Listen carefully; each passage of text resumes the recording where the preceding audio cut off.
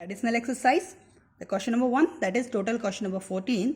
इसमें हमें दिया है एक अर्थ सरफेस है जिस पर चार्ज डेंसिटी दी हुई है हमें sigma equal to this one, total current दी हुई दिस वन, पोटेंशियल डिफरेंस दिया है this one, radius of earth दी हुई है, हमें टाइम बताना है। तो हम जानते हैं आई इक्वल टू क्या होता है Q upon T, so can we say T equal to Q upon आई।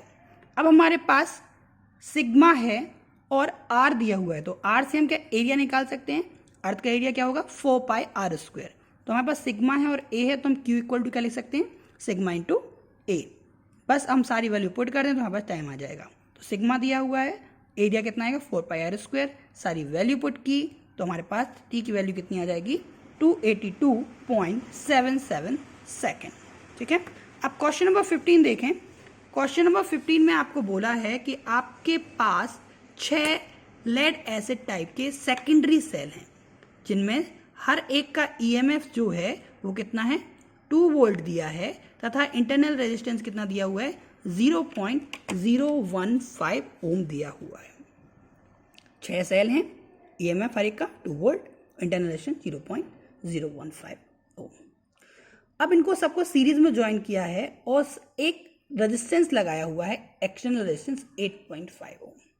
तो हमें बताना है what is the current drawn from the supply and it's terminal voltage I and V D.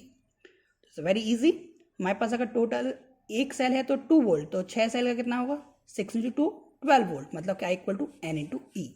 ऐसे एक सेल का इंटरनल रेजिस्टेंस है 0.015, तो N cell का कितना आ जाएगा N into R, and total resistance कितना आ जाएगा आर प्लस एन आर। तो current equal to total E M F upon total resistance, तो क्या आ जाएगा 6 इंटू 2 अपॉन 8.5 प्लस 6 इंटू 0.015। तो 0.015 का 6 से मल्टीप्लाई होगा तो कितना होगा 0.090, that is 12 upon 8.5 plus 0.090, that is 8.5 plus 0.090 equal to 8.59। तो 12 upon 8.59 and when we will calculate it will come 1.39 ampere. So total current in the circuit is 1.39 ampere. हमें इसमें क्या बताना है टर्मिनल वोल्टेज भी बताना है। तो टर्मिनल वोल्टेज कितना आ जाएगा हमारे पास, टर्मिनल वोल्टेज आएगा V T equal to I R. R मतलब कि ये वाला एक्सटर्नल करंट कितना आ जाएगा इतना ही, और रेजिस्टेंस ये मल्टीप्लाई किया 11.87। अब इसका सेकंड क्वेश्चन है, इसी का सेकंड पार्ट है, उसमें बोले एक सेकेंडरी सेल है जिसका वोल्टेज है 1.9 वोल्ट, रेजिस्टेंस है इंटरनल रेजिस्टेंस इतना, तो इस सर्किट से कितनी करंट फाइंड हो सकती है और क्या वो करंट से हम किसी कार को स्टार्ट कर सकते हैं।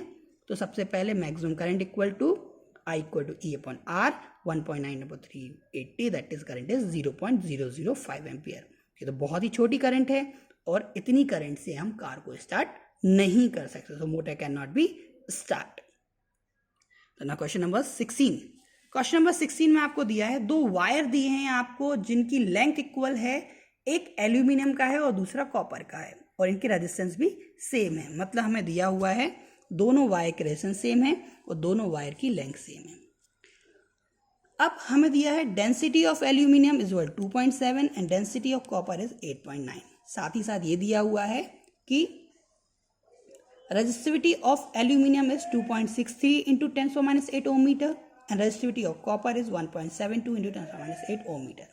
इतना डाटा हमें दिया हुआ है और हमसे पूछा है कि इन दोनों में से कौन सा जो वायर है वो हल्का होगा। इसके बाद इसी में दूसरा क्वेश्चन छुपा के पूछा है कि बताइए एल्यूमिनियम वायर्स को हम ओवरहेड पावर केबल में क्यों यूज करते हैं। तो हमने माना एल्यूमिनियम मतलब 1 एंड कॉपर मतलब 2, तो R1 एल्यूमिनियम का रेजिस्टेंस, R2 कॉपर का रेजिस्टेंस, L1 एल्यूमिनियम की लेंथ, L2 कॉपर की लेंथ, A1 एल्यूमिनियम का एरिया, A2 कॉपर का एरिया, M1 एल्यूमिनियम का मास एंड M2 कॉपर का मास। तो हमें इन दोनों का रेशियो फाइंड करना है। तो सबसे पहले हम देखें, हमें दिया हुआ है R1 equal to R2। R equal to क्या होता है रो L अपॉन A, हमने दोनों को रखा। अब L1 इक्वल टू L2 भी दिया है, तो L1 से L2 कैंसिल, तो क्या बचा हमारे पास rho aluminium upon A1 equal to rho copper upon A2। हम लिख सकते हैं rho aluminium upon rho copper equal to A1 upon A2। आपको इसकी वैल्यू भी दी है, इसकी वैल्यू भी दी है, तो हम A1/A2 की वैल्यू क्या निकाल लेंगे, 2.63 इंटू 10⁻8 अपॉन 1.72 10⁻8 कैंसिल, तो A1/A2 की वैल्यू आ गई इतनी।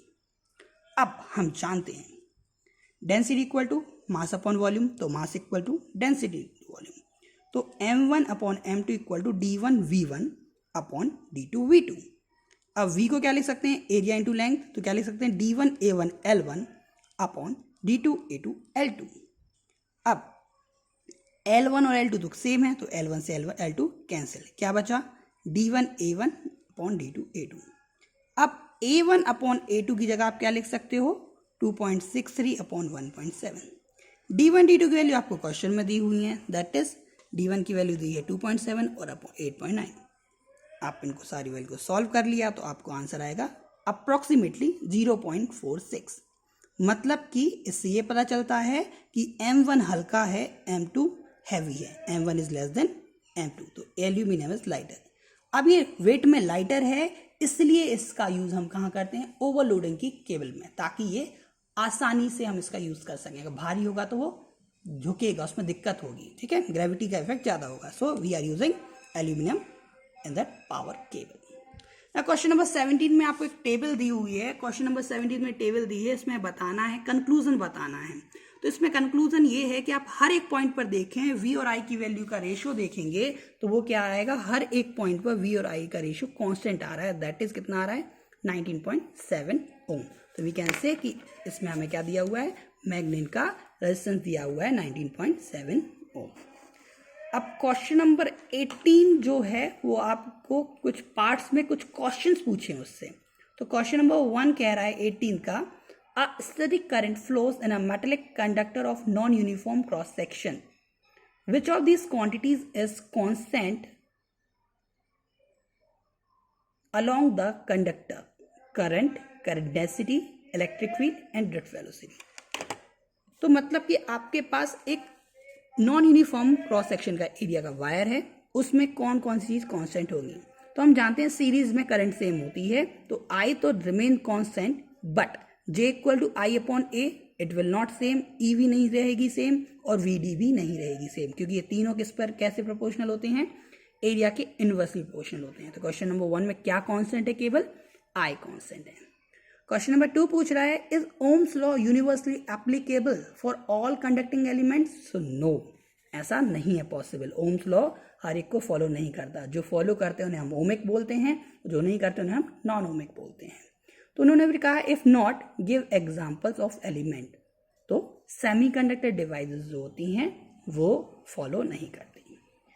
Question number 3, a low voltage supply from which one need high current must have very low resistance, why?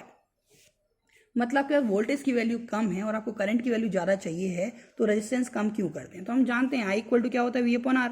तो अगर R कम होगा तो I ऑटोमेटिकली क्या होगा, ज़्यादा होगा, ठीक है। क्वेश्चन नंबर 4 पूछा है, इन हाई टेंशन लाइंस क्या होता है कि R की वैल्यू ज़्यादा क्यों रखते हैं? तो हाई टेंशन लाइंस हैं तो हमें वहाँ क्या चाहिए कि करंट कम से कम फ्लो हो, तो कम से कम फ्लो कब होगा, I equal to V upon R। तो R ज़्यादा होगा तो I क्या होगा, कम। That's why we are keeping high tension lines में R को हम ज़्यादा रखते हैं।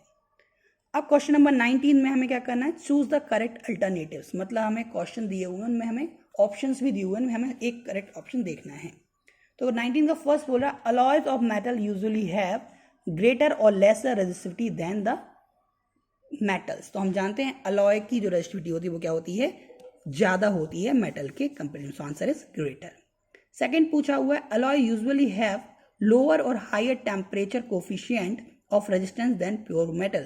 तो हम जानते हैं कि मेटल का भी कम होता है और अलॉय का भी कम होता है, लेकिन अगर हम अलॉय और मेटल की बात करें तो अलॉयस का जो टेम्परेचर कोफिशिएंट ऑफ रेजिस्टेंस होता है वो प्योर मेटल के कंपेरिजन में कम होता है, so that is answer is lower. आगे देखें तो क्वेश्चन नंबर 3 पूछ रहा है सी का, 19 का C, the resistivity of alloy of manganin is nearly independent of और increases rapidly with increase of temperature. तो जब कोफिशिएंट की वैल्यू कम है तो it is approximately independent. Number 4 is a very simple question, the resistivity of insulator is greater than that of metal factor by order of 10⁻22 और 10⁻3। तो हम जानते हैं कि बहुत ज़्यादा होगी तो क्या होगी 10^22। क्वेश्चन नंबर 20 में देखें तो क्वेश्चन नंबर 20 में भी 3 क्वेश्चन पूछे हैं। उन्होंने बोला है आपके पास 3 रजिस्टर हैं, n रजिस्टर हैं, और उसमें मैक्सिमम रेजिस्टेंस फाइंड करने के लिए आपको उनको कैसे कनेक्ट करना चाहिए, मिनिमम रेजिस्टेंस फाइंड करने के लिए उन्हें कैसे कनेक्ट करना चाहिए, और मैक्सिमम से मिनिमम का रेशियो निकालिए। तो मैक्सिमम के लिए सीरीज, मिनिमम के लिए पैरेलल। तो जब हम इनको मैक्सिमम में कनेक्ट करेंगे तो क्या आएगा, हर एक का रेजिस्टेंस R है तो N/R, पैरेलल में कनेक्ट करें तो R/N, और इनका रेशियो क्या आएगा NR/R/N, दैट इज N²।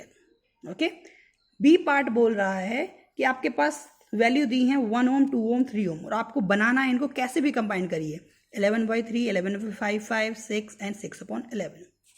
तो अगर हम देखें तो सबसे बड़ी वैल्यू कौन है, 6, 3 से भी बड़ी है, मतलब कि सारे कैसे होंगे सीरीज में। तो देखें 1, 2, 3 को सीरीज में ऐड किया, आंसर क्या आएगा 6। सबसे छोटी वैल्यू कौन है, 6/11, तीनों को पैरेलल में कनेक्ट कर दीजिए, आंसर क्या आएगा 6/11। अब बाकी हम ट्राई करेंगे सीरीज पैरेलल करके, तो हम देखेंगे जब 1 और 2 को पैरेलल में और 3 को सीरीज में लगाएंगे, दैट इज 2/3 + 3 = 11/3 आ जाएगा, और जब 2/3 को पैरेलल लगाएंगे और 1 को सीरीज में लगाएंगे तो 11/5 आ जाएगा। अब इसमें एक और क्वेश्चन पूछा है 20th वाले में ही, सी क्वेश्चन पूछा हुआ है, उसमें पूछा है determine the equivalent resistance of the given circuit. ये क्वेश्चन भी हम कर चुके हैं, फिर से देख लेते हैं। आपके पास ये क्या दिया हुआ, कुछ रेजिस्टेंस दिए हैं, इक्विवेलेंट रेजिस्टेंस निकाल लें। तो 1, 1, 2 सीरीज, 2, 2, 4, 2, 2 सीरीज, तो क्या आ जाएगा, ये आ जाएगा 2 और ये आ जाएगा 4। ये सारे सर्किट इस तरीके से 2, 4, 2, 4, 2, 4, 2, 4, फिर इनका कंबाइन कर लिया तो क्या आ जाएगा 1/R = 1/2 + 1/4, दैट इज 4/3, 4/3, 4/3, 4/3 सीरीज में, तो आंसर आ जाएगा 16/3 ओम।